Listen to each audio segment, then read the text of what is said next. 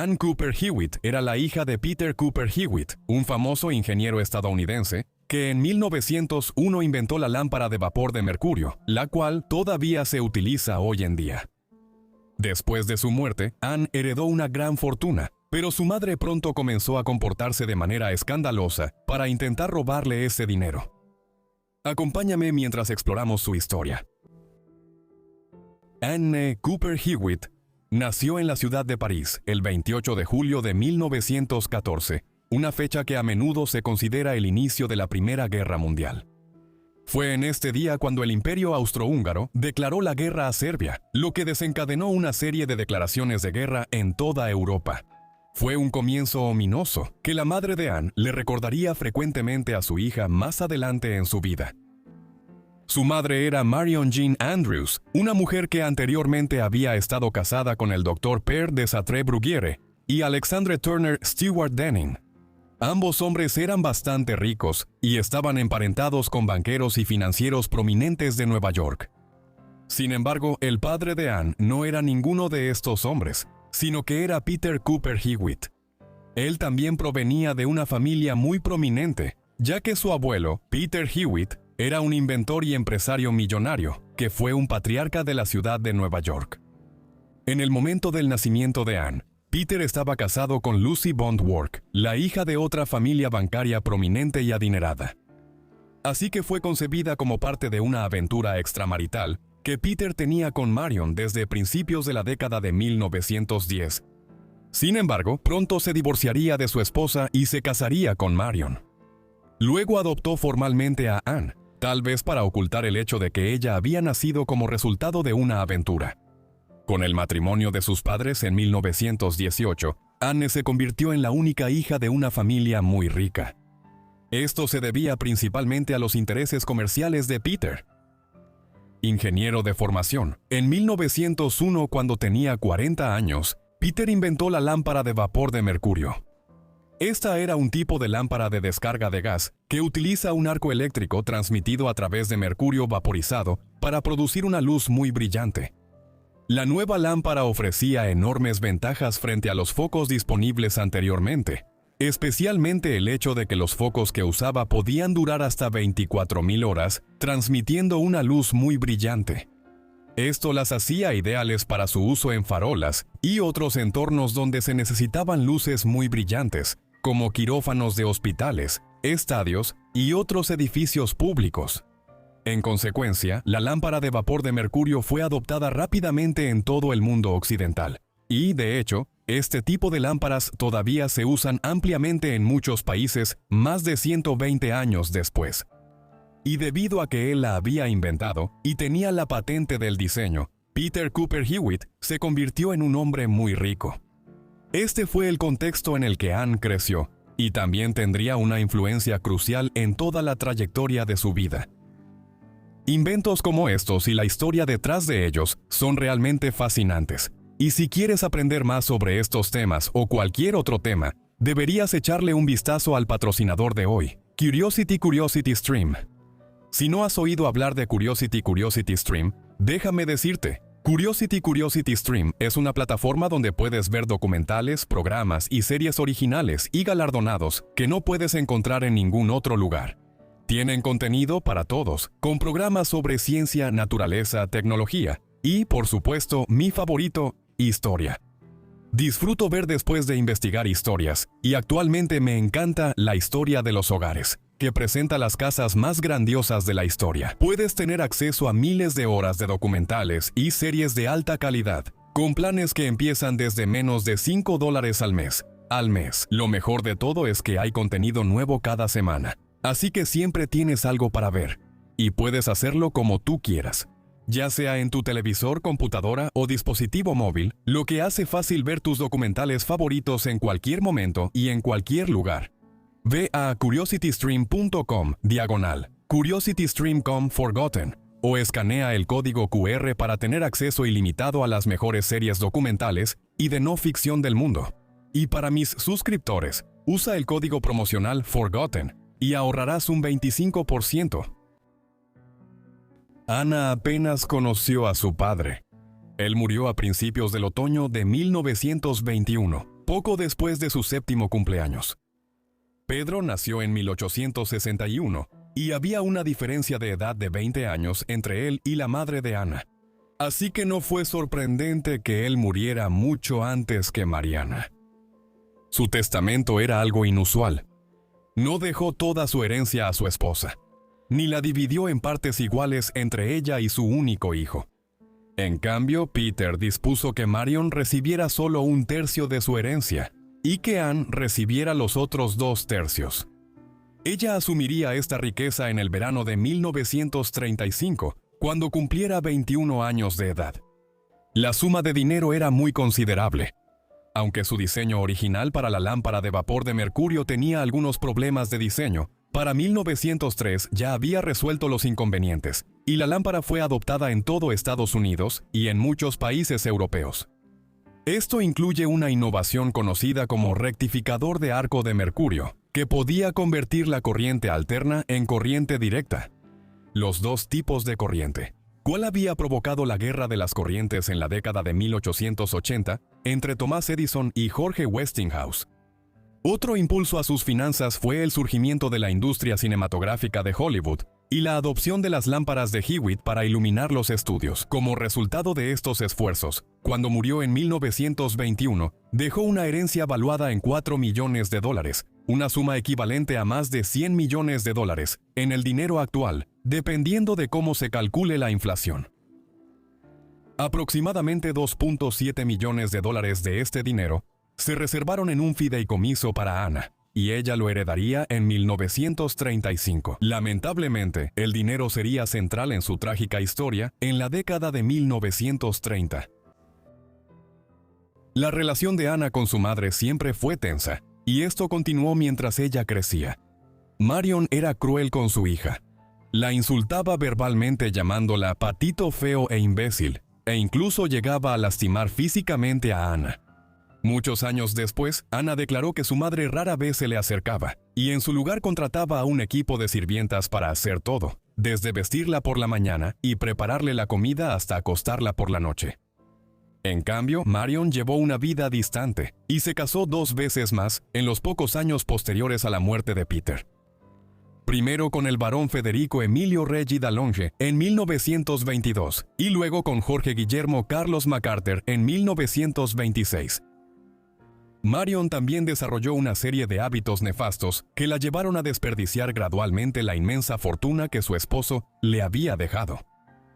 Estos eran un alcoholismo creciente y una inclinación por el juego, una mezcla tóxica para una mujer con mucho dinero que perder. Para la década de 1930, estos vicios se practicaban principalmente en California, donde ella y Ana vivían en San Francisco. Mientras tanto, Ana vivía una vida recluida, con su madre encerrándola en su habitación y tratando deliberadamente de limitar que hiciera amigos o socializara. A medida que Ana crecía y se acercaba a su cumpleaños número 21, la edad en la que heredaría el dinero que su padre le había dejado, su madre evidentemente comenzó a tramar cómo podría quedarse con la fortuna. Y parecía haber una manera de obtener esta herencia. Una estipulación en el testamento de su difunto esposo era que si Marion, por alguna razón, sobrevivía a su hija y si Ana moría sin hijos, entonces la parte de la herencia de Ana volvería a Marion. Esto era un enfoque de sentido común, pero Marion intentó aprovecharse de esto de una manera particularmente siniestra cuando su hija se acercaba a su 21º cumpleaños. En agosto de 1934, cuando tenía 20 años, Ana estaba almorzando con su madre en las afueras de San Diego, cuando sintió una molestia incómoda en el abdomen. Ana fue llevada de inmediato al hospital y en la entrada se encontró con un doctor llamado Tilton Tillman. Tan pronto como el doctor vio a Ana, le informó que sufría de apendicitis y que tendría que someterse a una cirugía para que le removieran el apéndice. La apendicitis no era un diagnóstico inusual. Pero algún tiempo después, Ana reveló que en ningún momento el doctor Tillman la examinó físicamente para confirmar que eso era realmente lo que padecía. Ana fue sometida a cirugía 4 días después y pasó varias semanas recuperándose en el hospital. Durante este tiempo, ella empezó a sospechar cada vez más sobre lo que estaba ocurriendo. Escuchó varias conversaciones en las que los doctores y enfermeras hablaban en secreto sobre su cuidado, refiriéndose a ella como la paciente idiota. Lo que Ana pronto descubriría era que, además de que le habían removido el apéndice durante la cirugía, los doctores también le realizaron una salpingectomía, un tratamiento que implicaba la extracción de sus trompas de falopio. Esta cirugía normalmente se realiza para prevenir el cáncer o para tratar un embarazo ectópico. Pero en este caso en particular, la madre de Ana había planeado que los doctores realizaran el procedimiento como una forma de esterilización para que ella no pudiera tener hijos. Ella logró convencerlos de hacerlo sobornándolos y diciéndole al resto del personal del hospital que Ana era una tonta. Durante esa época, la eugenesia seguía siendo una parte aceptada del pensamiento científico y médico occidental, así que los doctores realizaron el procedimiento para evitar que Ana tuviera hijos que también pudieran estar mentalmente incapacitados. Ana ahora nunca tendría hijos, así que una de las disposiciones principales del testamento de su padre estaba en marcha para que Mariana pudiera quedarse con el dinero de Ana. Ana no se rindió ni aceptó esta terrible parodia de injusticia médica y mutilación física. En cambio, contrató asesoría legal y, en enero de 1936, en una conferencia de prensa muy pública en una oficina de San Francisco, declaró ante los reporteros reunidos que estaba demandando a su madre por $500,000, alegando que Marion había contratado a 2 doctores para esterilizarla y que también les había pagado usando dinero tomado del fideicomiso de Ana. La prensa devoró la historia, que enfrentaba a una madre malévola contra una joven heredera rica. Durante 1936, se publicaron docenas de historias en algunos de los periódicos más importantes del país.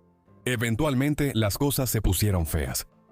La policía se involucró, y tanto Marion como los 2 doctores a los que había sobornado fueron arrestados y acusados de mutilación, un delito vagamente definido que podía implicar mutilar o desfigurar a una persona. Si la encontraban culpable, la madre de Ana enfrentaba hasta 14 años de prisión, pero nunca llegó a tanto. Finalmente, cuando la policía alcanzó a Marion, la encontraron en un hospital en Nueva Jersey, después de que intentara suicidarse. Cuando llegó el momento, Ana no estaba dispuesta a testificar contra ella en la corte, si eso significaba enviarla a prisión, así que el caso se desestimó discretamente. El plan de Marion nunca se concretaría. Aunque Ana nunca pudo tener hijos, aún tenía que morir antes que Marion, para que su madre pudiera adquirir la parte de $2.7 millones de la herencia. Y esto nunca ocurrió. De hecho, Marion murió en unos pocos años. Murió el 30 de abril de 1939, a los 57 años, mientras vivía en un cuchitril de un dormitorio en un departamento en la ciudad de Nueva York, sin dinero y sola. Ana continuó teniendo una vida colorida después de eso. Aunque trágicamente nunca pudo tener hijos, se casó un total de 6 veces. A diferencia de su madre, ella no buscó esposos ricos. No tenía necesidad de hacerlo. En cambio, se casó con una serie de hombres de orígenes modestos, incluyendo a un minero, un cantinero y un vaquero, que también trabajaba como locutor de radio. El disc jockey y ocasional vaquero no era otro que Frank Rodeo Roy Nicholson. Y él fue tanto el esposo número 4 como el esposo número 6, ya que se divorció de él una vez, y luego se reconciliaron y se volvieron a casar algún tiempo después. Su matrimonio con Nicholson volvió a generar titulares para Anne a finales de los años 40, cuando se casó con él por primera vez. Nicholson se divorció de su esposa actual para casarse con Anne, pero su esposa fue encontrada muerta solo unas horas después de que se finalizara el divorcio.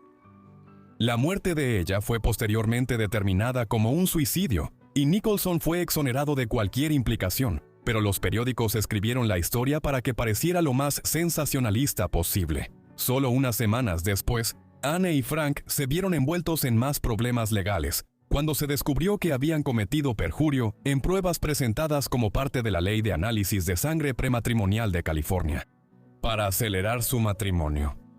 El acto final en la dramática historia de vida de Anne llegó en la década de 1950 en el contexto del miedo al comunismo en Estados Unidos. Esto fue porque decidió postularse para el Senado de los Estados Unidos, en el estado de Nevada, para luchar contra el comunismo. Frank se convirtió en su jefe de campaña mientras ella se postulaba por el Partido Republicano, pero en un giro extraño de los acontecimientos, él también declaró públicamente que tenía la intención de votar por su oponente demócrata. La campaña nunca llegó a nada más allá de generar algunos titulares sensacionalistas. Anna murió poco después de cáncer en febrero de 1956, mientras estaba en México, con solo 41 años, aunque algunas fuentes dicen que tenía 40. Su fortuna, que su madre había tramado tan ferozmente para adquirir, fue heredada por Frank Rodeo Roy Nicholson. Muchas gracias a todos por ver este video sobre Anna Cooper Hewitt. Espero que les haya parecido interesante. Déjenme saber qué les pareció el video aquí abajo en los comentarios. Y si tienen alguna otra sugerencia, también asegúrense de dejarla aquí abajo en los comentarios. Si eres nuevo, espero que te suscribas y asegúrate de tener las notificaciones activadas para recibir todos mis videos en cuanto los suba. De todos modos, eso es todo de mi parte. Así que los veré a todos en la próxima entrega de Forgotten Lives. Gracias.